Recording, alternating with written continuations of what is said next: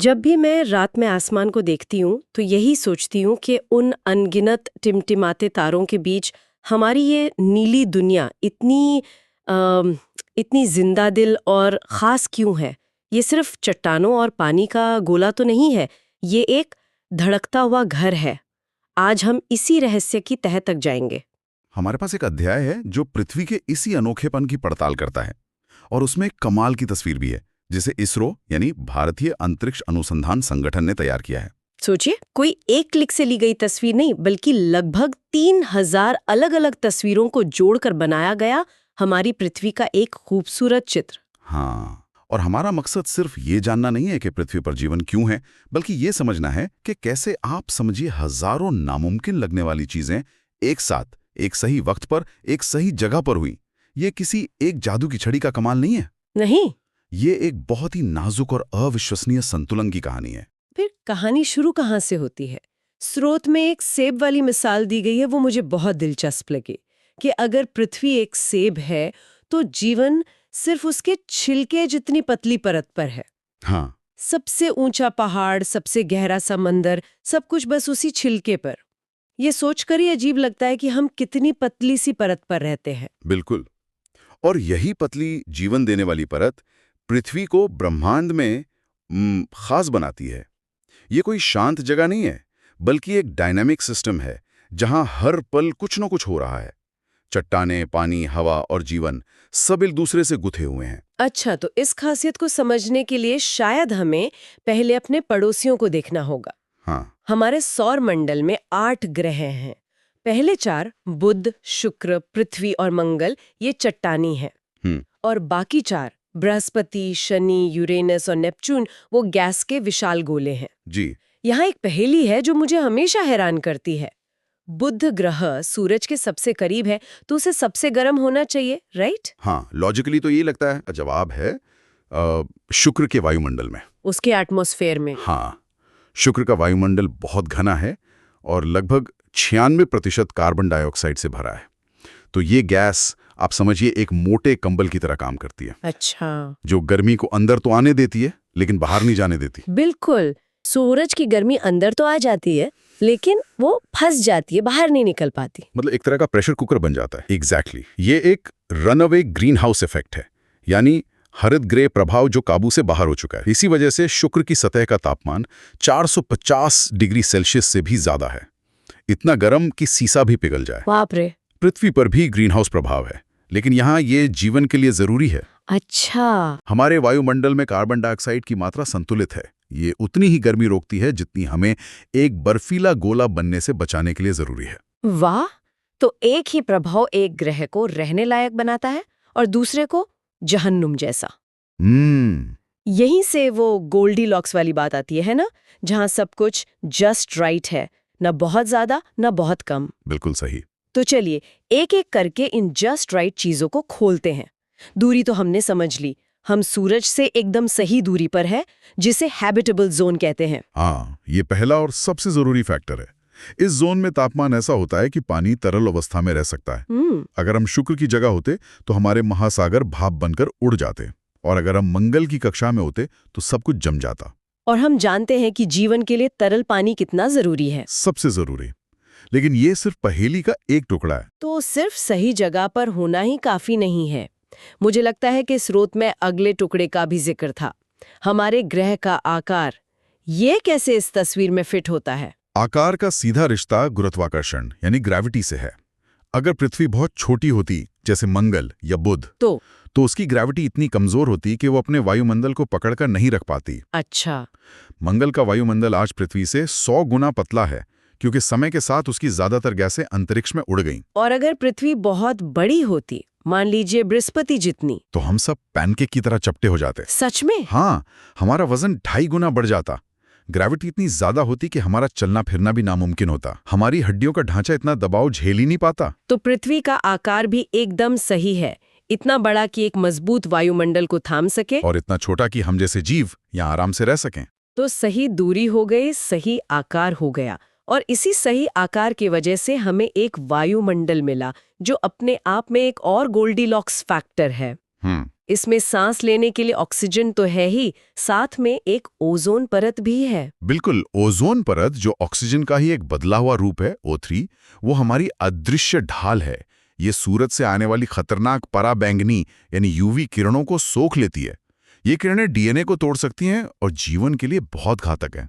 तो हमारा वायुमंडल हमें सांस भी देता है और बचाता भी है। दोनों काम करता है। लेकिन कई लोग सोचते हैं कि ओजोन परत ही हमारी मुख्य ढाल है। स्रोत में एक और अदृश्य ढाल का जिक्र है, पृथ्वी का चुंबकीय क्षेत्र। क्या ये उससे भी ज्यादा जरूरी है? ये एक बेहतरीन सवाल है।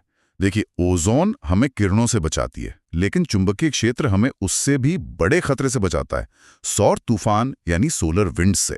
Solar winds? हाँ, पृथ्वी के केंद्र में पिघले हुए लोहे का एक विशाल गोला है जो घूम रहा है।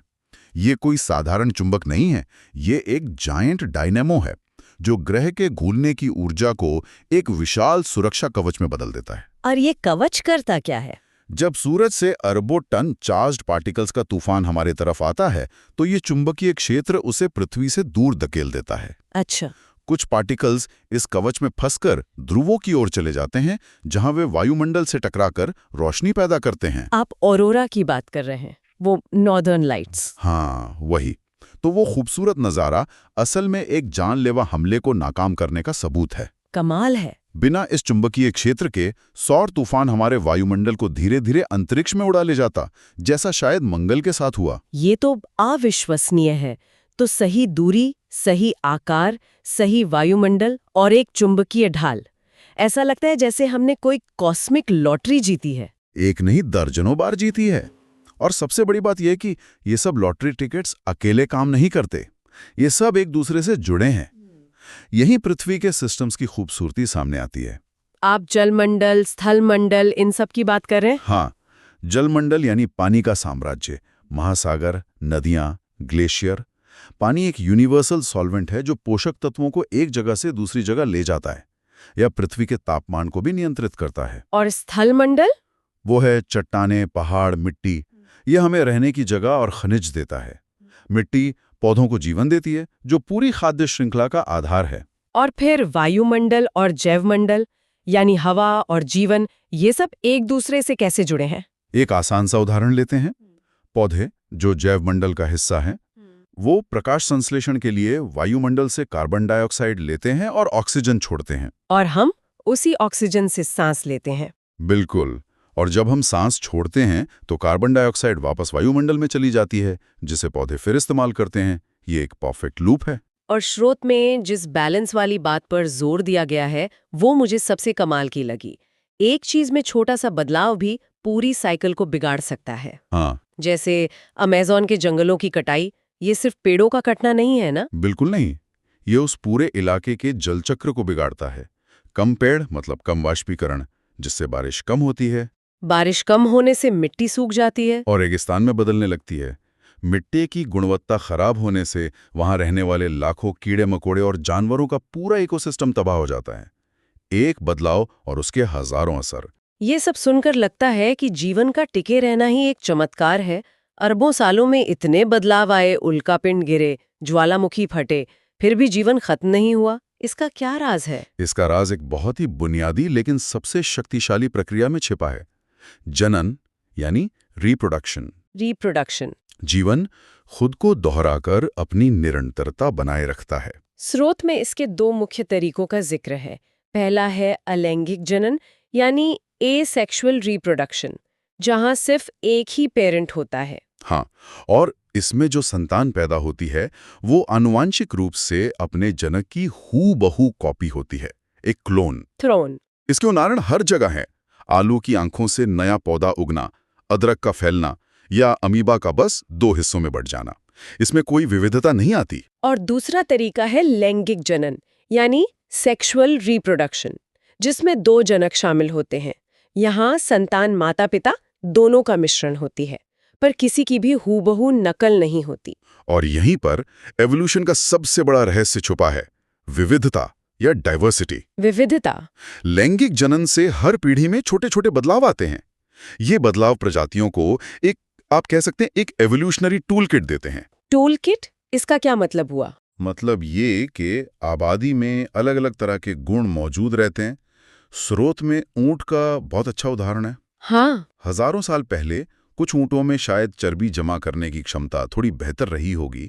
जब रेगिस्तान का माहौल और कठोर हुआ तो वही ऊंट ज्यादा समय तक बिना खाए पिए रह सके और जिंदा बचे। बिल्कुल। उन्होंने अपने ये गुण अगली पीढ़ी को दिए।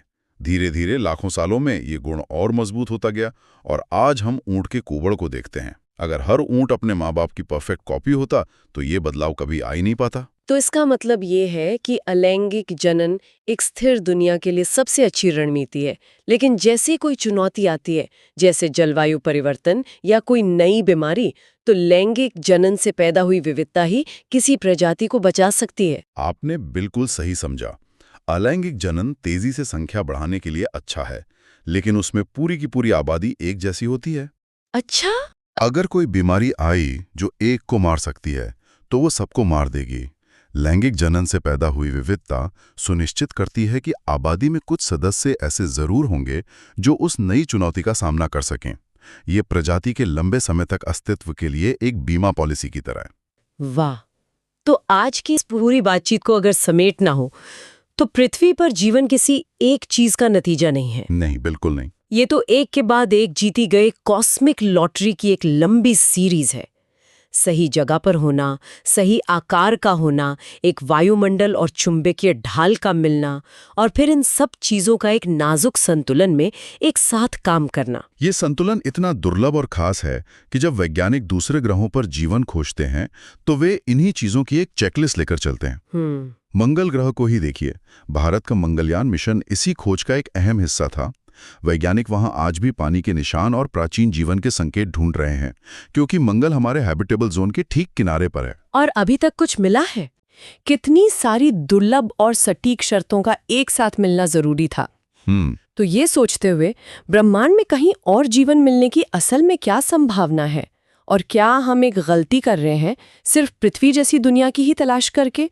क्या हो अगर जीवन उन तरीकों से भी पनप सकता हो जिनकी हम अभी कल्पना भी नहीं कर सकते?